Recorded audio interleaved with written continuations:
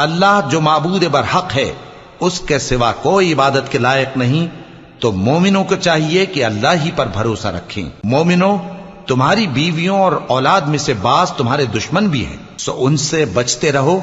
और अगर मुआफ कर दो और दरगुजर करो और बख्श दो तो अल्लाह भी बख्शने वाला है, मेहरबान है। तुम्हारा माल और तुम्हारी औलाद तो आजमाइश है और अल्लाह के यहां बड़ा अजर है। सो जहां तक हो सके अल्लाह से डरो और उसके अहकाम को सुनो और उसके फरमाबरदार रहो और उसकी राह में खर्च करो, ये तुम्हारे हक में बेहतर है।